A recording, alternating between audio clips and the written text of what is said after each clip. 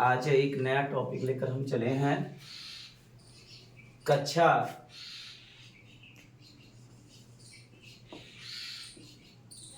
कक्षा 10वीं के विद्यार्थियों के लिए साइंस आज हम समझेंगे श्रेणी क्रम में प्रतिरोधों का संयोजन, combination of the resistance in series pattern. अब हम समझेंगे कि श्रेणी क्रम में प्रतिरोधों का संयोजन क्या होता है। पहले इसके हम डेफिनेशन समझेंगे और क्या होता है श्रेणी क्रम में प्रतिरोधों का संयोजन। तो माना तीन प्रतिरोध R1, R2, R3 है और इनको यह श्रेणी क्रम में जुड़ा गया है। अब हम समझेंगे श्रेणी क्रम का जुड़ाव कैसे होता है। तो प्रत्येक प्रतिरोध का दूसरा सिरा, जैसे ये हमारा दूसरा सिरा है, प्रत्येक प्रतिरोध का दूसरा सिरा अगले प्रतिरोध के पहले सिरे से, फिर अगले प्रतिरोध का पहला सिरा अगले प्रतिरोध के दूसरे सिरे से जुड़ा हो। तो इस प्रकार के संयोजन को, इस प्रकार के प्रतिरोधों के संयोजन को हम श्रेणी क्रम में प्रतिरोधों का संयोजन करते हैं। जैसे मानिए यहां पर ये हमारा पहला प्रतिरोध है और इस प्रतिरोध का ये पहला सिरा मान लीजिए है हमारा R1, ये पहला प्रतिरोध है और इसका प्रथम सिरा मान लीजिए ये हमारा A है और इस A पहले प्रतिरोध का दूसरा सिरा ये B है और इसका दूसरा सिरा, अब यहां मान लीजिए दूसरा हम प्रतिरोध जोड़ रहे हैं, तो अगले प्रतिरोध का दूसरे पहला सिरे से, मतलब पहले प्रतिरोध का समस्त, इसमें जितने भी प्रतिरोध होते हैं प्रत्येक प्रतिरोध का दूसरा सिरा अगले प्रतिरोध के पहले सिरे से जुड़े हो, फिर अगले प्रतिरोध का दूसरा सिरा अगले प्रतिरोध के पहले सिरे से जुड़े हो। तो इस प्रकार के प्रतिरोधों के संयोजन को हम करते हैं श्रेणी क्रम में प्रतिरोधों का संयोजन करते हैं। अब इसमें इसका हम व्यंजक, परीक्षा में आ जाएगा कि श्रेणी क्रम में प्रतिरोधों का व्यंजक प्राप्त कीजिए। व्यंजक मतलब सूत्र, जो इसका सूत्र होता है, जो फार्मूला होता है, ये क्या होता है। और इस पे न्यूमेरिकल भी लगते हैं परीक्षा में, अक्सर नियर अबाउट में लगता है कि 4 अंक से पूछता है और 2 अंक और 1 अंक में भी इसके आंकिक क्वेश्चंस आ जाते हैं। तो आज उसी का सलूशन हम यहाँ करेंगे। तो देखिए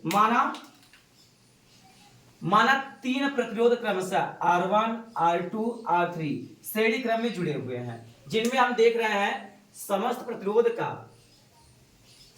प्रतिरोध का दूसरा सिरा अगले प्रतिरोध के पहले सिरे से जुड़ा है। यहां देखेंगे तो यहां दूसरा सिरा पहले प्रतिरोध से, यहां दूसरा सिरा अगले प्रतिरोध के पहले सिरे से जुड़ा है। तो इस प्रकार के संयोजन को हम करते हैं श्रेणी क्रम में प्रतिरोध का संयोजन करते हैं। तो माना आप इसको कैसे लिखेंगे परीक्षा में, व्यंजक कैसे पढ़ोगे, तो लिखिएगा सीधे माना तीन प्रतिरोध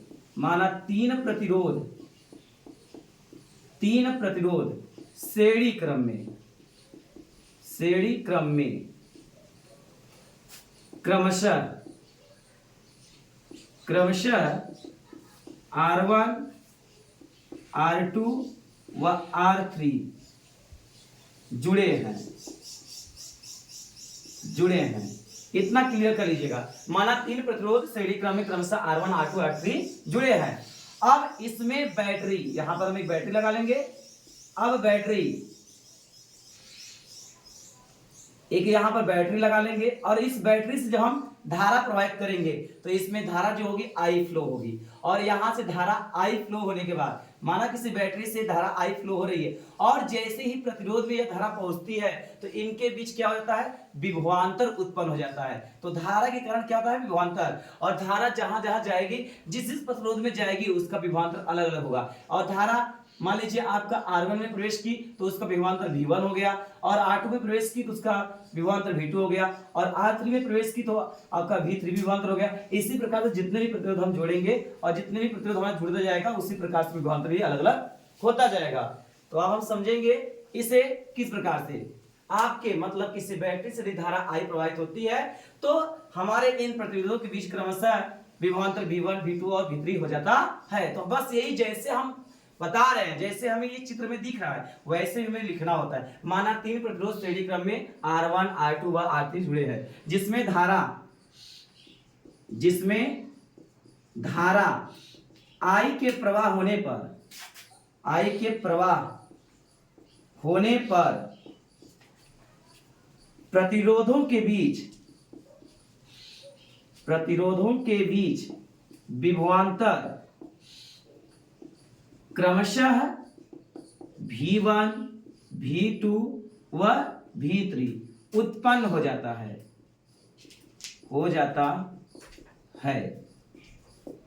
तब लगा देंगे ओम के नियम से। तो ओम का नियम क्या होता है? ओम का नियम कहता है V बराबर IR। ये ओम का नियम है। ओम का नियम होता है V बराबर IR। अब इस पे हम रख देंगे, तो रखने से पहले हम इसको देखेंगे। अब यहाँ पर ओम के नियम से तो रख देंगे V1। और हाँ, ये हमें याद रहे, किसी भी परिवर्तन, चाहे आप समांतर क्रम में जोड़े या श्रेणी क्रम में, जिसका मान बटेगा परिपथ में, उसी के बराबर हम व्यंजक रूप लिख करके याद करेंगे। तो यहाँ विभवांतर का मान बटा है, तो ओम के नियम से V1 बराबर हो जाएगा IR1, क्योंकि जब धारा समान सब में है तो धारा हम I समान ले लिए। अब R1 में हमारा विभवांतर V1 है और ये V1 में प्रतिरोध हमारा R1 है, तो हमने R1 समीकरण 1 मान लीजिएगा अब इससे, और फिर दोबारा V2 से ले लीजिए। V2 बराबर हो जाएगा IR2, फिर ये समीकरण 2 मान लीजिए। अब हो जाएगा आपका V3 बराबर हो जाएगा IR3 हो जाएगा, समीकरण नंबर 3। अब इन समीकरण 1, 2, 3 को संयोजित कर दीजिए, मतलब बाएं को बाएं में, दाएं को दाएं में संयोजित कर लेना। तो हमें मिलेगा व्यंजक क्या? V1 plus V2 plus V3 equal हो जाएगा IR1 plus IR2 plus IR3 हो जाएगा। अब हम लिख देंगे V1 plus V2 plus V3।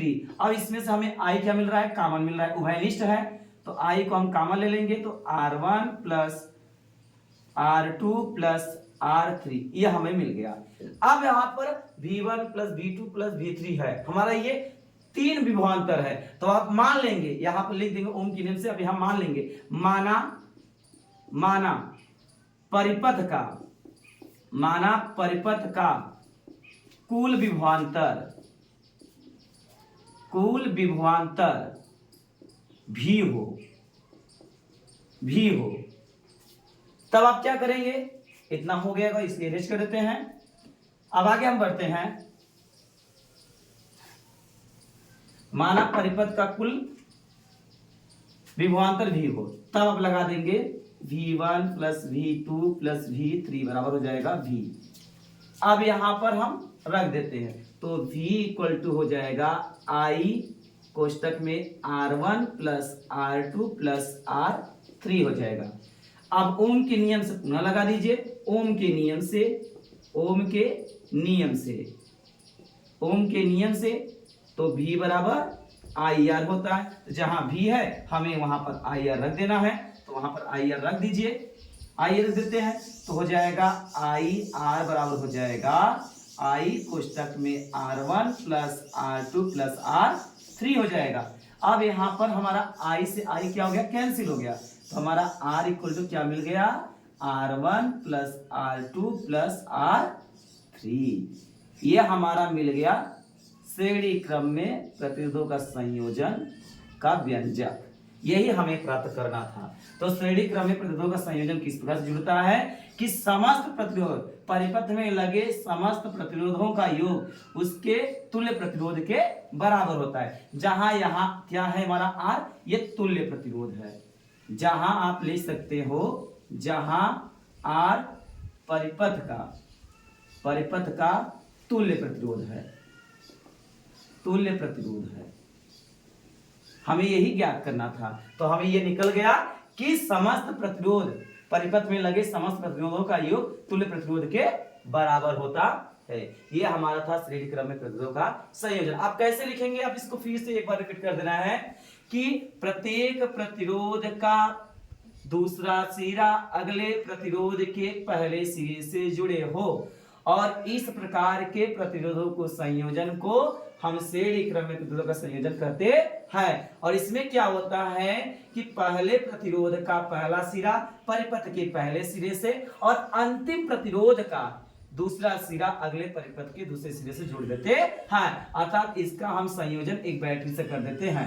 और जैसे ही हम इस परिपथ में धारा प्रवाहित कराते हैं, इस धारा के प्रवाह के कारण इन प्रतिरोधों के बीच में क्रमशः विभवांतर V1 V2 V3 उत्पन्न हो जाता है। हम केवल यहाँ तक 3 प्रतिरोध लिए हैं, आप 3 4 5 6 7 8 9 10 जितने भी लेंगे सब उसी क्रम में जोड़ेंगे। तो यहाँ हो जाएगा पहले प्रतिरोध का पहला सिरा, ये दूसरा प्रतिरोध का दूसरा सिरा, तो यहाँ पर यह कॉम्बिनेशन कर देंगे। तो समस्त प्रतिरोध, हमने कहा कि प्रत्येक प्रतिरोध का दूसरा सिरा अगले प्रतिरोध के दूसरे सिरे से जुड़े हो उसे श्रेणी क्रम में प्रतिरोध संयोजन करते हैं। अब इसको लिखोगे कैसे, तो मान लीजिएगा आप सीधे सीधे लिख लेंगे। अब इसको क्या देंगे, माना 3 प्रतिरोध क्रमशः श्रेणी क्रम में R1 R2 R3 जुड़े हुए हैं, जिनके सिरों के बीच धारा प्रवाहित होने पर विभवांतर क्रमशः V2 और V3 प्राप्त हो जाते हैं। तो आप लिख देंगे तब ओम के नियम से। ओम का नियम कहता है V बराबर IR, तो हमें यह ज्ञात होना चाहिए जिसका मान हमेशा बढ़ता है उसी को हम बराबर लेकर के व्यंजक प्राप्त करेंगे। तो यहाँ विभवांतर का मान बढ़ता है, इसलिए हमने विभवांतर के बराबर लिख दिया। अब जैसे लिखेंगे V बराबर IR होता है, तो V1 बराबर हो जाएगा IR1, V2 बराबर हो जाएगा IR2, V3 बराबर हो जाएगा IR3। और इसको तीनों समीकरण जो मिला है, इसको बाएं को बाएं में और दाएं को दाएं में जोड़ देते हैं। तो संयोजित करने में हमें क्या मिलेगा, V1 plus V2 plus V3 बराबर हो जाएगा IR1 plus IR2 plus IR3। अब हम कर देंगे तो V1 plus V2 plus V3, और इसमें I कॉमन है मतलब उभयनिष्ठ है, तो I को कॉमन ले लेंगे तो R1 plus R2 plus R3 मिल जाएगा। और हम मान लीजिए कि ये जो परिपथ है इसका पूरा जो विभवांतर है वो मान लीजिए V है, तब आपका क्या हो जाएगा, V1 plus V2 plus V3 बराबर हो जाएगा V।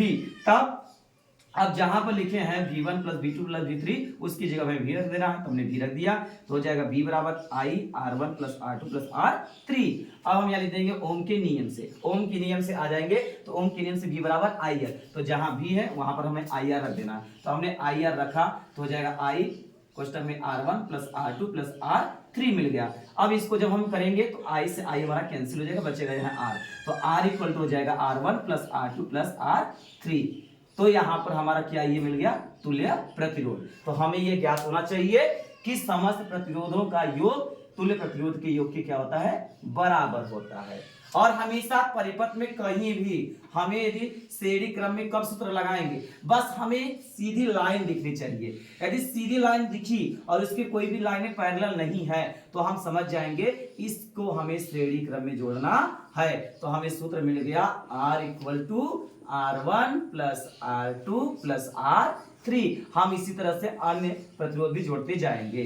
तो हम जानते हैं, आपको बता रहे हैं, श्रेणी क्रम में यदि आपको क्वेश्चन पूछेगा कि श्रेणी क्रम में जब हम प्रतिरोधों को जोड़ते हैं तो किसका मान धारा प्रवाह के कारण बढ़ता है, तो धारा प्रवाह के कारण आपका विभवांतर का मान बढ़ता है। और प्रतिरोध का मान भी अलग अलग होता है, लेकिन इसमें धारा जो होती है वह हमेशा ऑलवेज समान होती है। इसमें श्रेणी क्रम में विभवांतर का मान बढ़ता है और समांतर क्रम में जब हम पढ़ाएंगे तो वहां पर आपका देखेंगे तो हमारा धारा का मान बढ़ेगा और विभवांतर का मान समान रहता है। तो हमें ये मिलने को देखेगा कि श्रेणी क्रम में विभवांतर का मान बढ़ता है और समांतर क्रम में धारा का मान बढ़ता है, और श्रेणी क्रम में धारा का मान समान रहता है और समांतर क्रम में विभवांतर का मान समान रहता है।